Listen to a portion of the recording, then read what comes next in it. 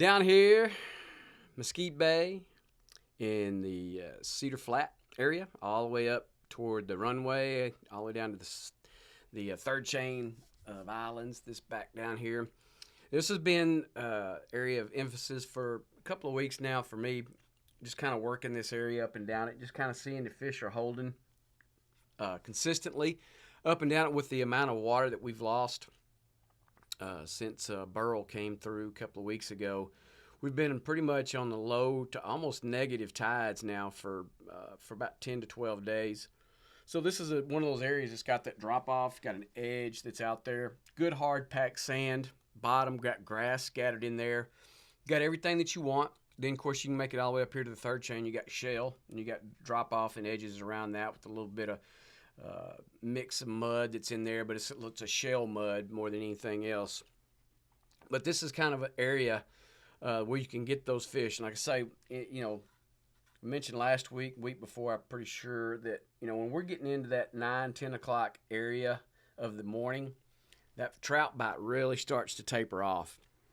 It's not been very good past that. Now, you can still scratch them out, but you're going to have to find them in deeper water. So that's why this area through here all the way up to the third chain has been very good as far as locating that. So you could literally work that from a 6:30 time frame, getting on the water, maybe 6:45ish, whatever you're comfortable running in, and then work it all the way to 11 o'clock and still find and catch you some fish where you're working up shallow, and then as the morning progresses, you're working out a little bit deeper, cooler water, and those fish are pulling off to that, and that's exactly what they're doing. It's just pretty much no matter where you're at, whether you're in this estuary or other estuaries, that's the kind of process that we're getting. As we get later in the morning, those fish pull off to a little bit deeper, more comfortable water for them, and that's where they're going to hang out. So that has to kind of be your target. That's what your goal should be anyway, at least to work that way. And then if the bite dictates otherwise, then that's what you'll do. You adjust and do what you need to continue to find and catch your fish. So anyway, we've been working these areas like this all the way on the third chain, up and down the runway area, in here in the dugout, all this up here against the shell, back shoreline. Like I say, been covering all those areas pretty consistently, working the deeper edge. And like I said, some of those areas hadn't been deep enough as far as with the tides go that you hadn't been able to fish. It's been a little bit too shallow. So you're forced to be pushed out a little bit. So that's kind of what we've done. Main things that we got a big moon in play. That's right here. We're going to be on the back side of that. So adjust accordingly with your profile sizes, and then go from there once the fish kind of tell you what they want and how they're looking at it. If you need to go to a little bit bigger profile, then do so. We've primarily been throwing burner shads in original size, knock and tail on the smaller end of that 2 3/4, 3 inch knock and tail has been pretty good. The Little Johns have been good. Double D in certain occasions have worked for us pretty well. Soft dines have been all right as well. We've not thrown the XL, but we have thrown the soft dine some. No top water action. We have not had anybody tie those on, or myself or any of my other people that's been in the boat with us. We have not. We've pretty much stuck to throwing plastics and suspended baits, working the deeper edges of that way. So that's where our fish have been hanging off. Primarily trout have been the main target this past week, working those types of areas. Found a few redfish here and there, but just not great numbers. Of course, again, we're not super high targeting those specific species, so we just kind of worked on our trout and see how that's progressed for us. And it's pretty consistent as far as the bite goes. Early morning bite has been pretty good until about 9:30, 10 o'clock. Then it starts to really taper, and that's when we have to go out to their deeper edges and find them out there. And that has been the plan, and that's how we've executed, and that's worked. So, again, in the original size, we've been throwing the bone diamond, the white ice.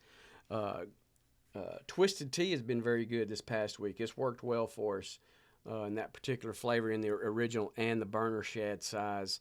I've not thrown the super or the big smooth in the down south. What we've been working in the knock and tail has been primarily greenback and heavy metal.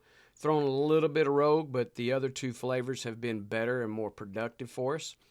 So that's what we've kind of concentrated on and stuck with that. Of course, the watermelon red in the Little John, and then, of course, golden red glitter in the Little John have been pretty good. And just throwing in as far as the soft dine goes, throwing just a regular mullet flavor, silver side, black back. And then Double D has been, I think, pistachio. We think we can throw in that one. And there's more. There's one other one. I forget the name of it. It's a more clear bait. Looks like a little small trout. That's what it reminds us of. So, in the water clarity has been pretty good for the most part, no matter where we've been. We haven't had any wind-wise. It's been a problem for us, a little on the light side. So that's made it somewhat a little bit difficult from that standpoint. But once we've gotten into, say, early afternoon, we've picked up just a little bit. Had a lot of pop-up storms this past week that kind of delayed us a couple of mornings. But that's kind of to be expected.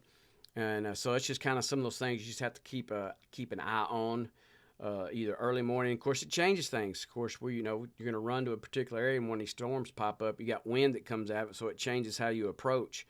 So always keep that in mind on where you're going to be and how you're going to fish a particular area, whatever dock that you're leaving from. That's all going to play a factor, especially moving forward in this upcoming week, as we look like we've got plenty of rain opportunities that are coming in the next few days.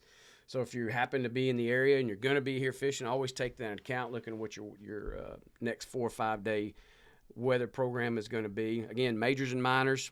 Say we got the moon set and the moon rise and the big moon. That's going to play a factor for you. So just incorporate that and plan for that as the upcoming week comes. Down here on Mud, the front half side on the northwest side of Mud, all the way back around here. Great hard packed sand bottom, grass on this outer edge. Got the cut through there that comes through on the back side. We have had very good days out here this past week on the front half of Mud. Fish are holding over that grass and the potholes and the edges that are out there. And if you've waded that area, you know that you got some deeper guts, deeper cuts that are up there on the front half of that. And those fish have been hanging out around that. Of course, if you know where that oyster farm is that they've put up there recently, we've been fishing out up and down that area, just down from it, across from it, if you will. And that's primarily where we've been finding and catching our fish. Been some nice quality fish that's been in there, some 17s to 19s that's been scattered out in there. Of course, we found our fair share of the undersized ones as well. But nonetheless, there's fish that are holding in there. And that's the main thing, is that, again, that's the type of structure that we want. We want that hard-packed shell, grass. That's what we're looking for. Mud, this front half of Mud always does that for you, where they're coming around from the tip all the way back around to here, all the way out here in the deeper grass on the edges out there. Of course, that's what kind of the areas that we've been targeting later in the morning to see if we can continue that trout bite. We've caught a few redfish scattered in and amongst, not so much out here, but maybe on this backside, here on the backside of the bar, on the front half here, waiting all those little fingers that come off of that. You've got guts that come out of there, sandbars, shell bars, little scattered stuff that's in there. So it's kind of giving us a lot of different options that we can do. So, again, the primary thing that we've been throwing has been the original size and burner shad size in the down south in multiple flavors. Again, Twisted Tea, White Ice, Bone Diamond, Big Papa. Those have been probably the 4 main ones. Watermelon Red in the Mirror Lure Little John has been pretty good for us as well. The Knock and Tail, it's been pretty much the greenback and the heavy metal have been the 2 flavors there that's worked well for us. A little bit of Rogue, but the other 2 flavors have been better. So if you have those, great. We haven't thrown anything other than pretty much the plastics there. There's a couple other baits. The Coastal Brew bait in the 5-inch has worked for us in a couple of different flavors. I think Nuke Juice has been one, and Vanilla Bean has been the other one. Has been pretty good. Chad Puvla baits as well, and a couple of their 5-inch baits has been pretty good for us as well. So we've kind of put a different variety and trying some different baits and looks, and just to see. And those other baits I just mentioned are more rat-tailed baits, so you got a lot of whip action and darting action in the water, so we've gotten a lot of really good reactionary strikes from that. So it's been pretty good from that standpoint. But pretty much across the board, we've primarily thrown our down south and knock and tail lures and just kind of sprinkled the other baits in there, just to see what if we could get just a little bit different bite or a longer bite or extend a bite, one or the other. Again, big moon phase right now, so you really have to target your time frame on when you want to be on that water. Primarily, if you're going to be in there on a moon set or a moon rise, that's going to be your best opportunities. We get in that midday time frame, you're really going to struggle to find bait or find fish that are really going to want to eat during that time frame. They're just not real interested in doing it. The water temps have gotten warmer. They're touching in the low 90s, 91, 92, even a couple places we found at 93. So that's really, really warm water, and those fish are just not really wanting to react to that. So early morning, late evening bite, deeper water, when that water gets warm, starts to heat up like that, that's really kind of what you want to focus and work those types of areas to see if you can extend that bite. You know, you get on the backside in here and you get in the Kelly Lake area, you can start working that. We found a few redfish that is sprinkled in and around those areas there.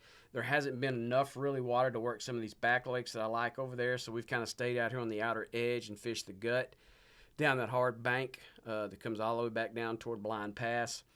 If you've been through there, lady, you'll notice that the cows coming off the ranch over there, they're all sticking out in the water out there, just trying to stay cool as well. So anyhow, that's just kind of an indicator of how warm it's gotten. So that's the areas that we've been working, especially back in here, and trying to make all that continue to find and catch fish with that. Make sure that you're working those minors primarily during this big moon phase. That's going to give you your best opportunity to catch fish. Weather pattern is going to be important this upcoming week, so make sure you keep an eye on that. Just take your time, work these areas really well. You'll find your fish and you'll catch your fish. Over here on Port Bay, just off of Swan Lake area, again, we've been working Rattlesnake Point as well. This over here in the cut through and the little spoil islands that are there, and then of course out here on the Redfish Lodge side of that, we've got the deep grass that's in those areas. We've been covering all this area out here, basically on the edges. You know, get in the middle of it and work all that, work the potholes, work the grass, work the edges as we've gotten later into the mornings.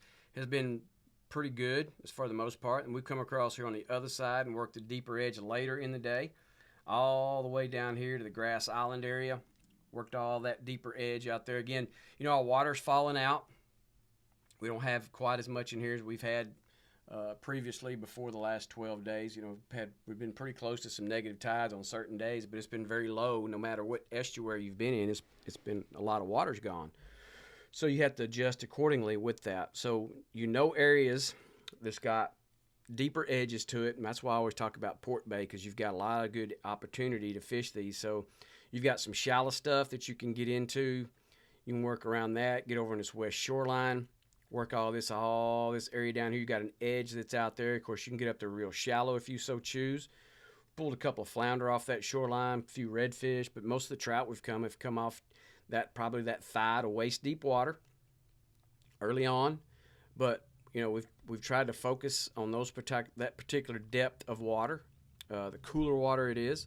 I say the water temps are starting out in the upper 80s. You know, we're 87, 88, depending on where you're at, maybe 89. And then, of course, it's going to move up even more so because the way our weather patterns have been. You know, we're touching 91, 92 in some of these areas back in here. So it gets really warm. So those fish are going to look for that deeper edged water. So that's really what they want. So when you have an offshore area that's got deeper water to it, and then you've got some deeper grass beds that are sprinkled in there with it, that's a really good combination. You're going to find some decent fish that's going to be hanging out on top of those. Maybe, you know, still throwing a 16th ounce jig head, so it takes a little bit longer, so you have to be just a little bit more patient to let that bait get down there to it, because it's not falling very fast, especially if you're fishing in that 3 to 5 foot of water and you know that water's there, especially with the clarity that we've had. You can see them as that sun gets up, that those beds get exposed like that, and you can see all the quality grass that you have in some of these areas. So that's really been our focus. You know, if you can't really control that descent for yourself, then that's what I'd say. Just slide to an 1/8 ounce jig head, and that'll help you out. Just get that down there just a tad bit quicker, but you can still work it and not have to worry too terribly much about it, especially in that depth of water. So the 1/8 ounce really works for you in that case. I like to stick with the 16th ounce because I really like the slow descent and just a slower process to work. Like I say, being around this big moon that's been in play for us now for a couple of days, it's the bite has been pretty good early, but as we've transitioned away from it, that moon set, the bite has really died off. So we really want to take our time working those. That's why I've stuck with the 16th ounce. So anyway, burner shad have been good for us. The original size and the same flavors I mentioned earlier. Of course, the knocking tail's been good. Sprinkle in the double D and the certain depth of water. I like to work the double D in a thigh deep water, so it really works for us in that. It's really effective in that depth of water. So it's an ascending bait, so you can help keep yourself out of the grass depending on where you're fishing. And then also we've thrown some soft dines in there as well, and the flavors I mentioned earlier as well. Same thing, same type of setup, same pattern. As far as those type of setups that we've used, they've been pretty good for us. So anyhow, when you're working these areas, just kind of keep that stuff in mind. We've had a lot of our tides have pushed and pulled a little bit, so if you can work those with either incoming or outgoing tide, it can be pretty good for you. It just depends on what you like. That's a preference. I like a good outgoing tide for the most part, but being that this back here in Copano, it takes the longest time for the water to get to that or for the water to get out of there. So just kind of take that all into consideration. Set up that moon set and that moon rise in this upcoming next few days if you can. And then just pay attention to what your fish are doing. They'll dictate to you for what they are. Pay attention to your weather pattern that's coming up. It's going to be an interesting week for us. So if you get the opportunity to get out there on the water, be safe and have a good time.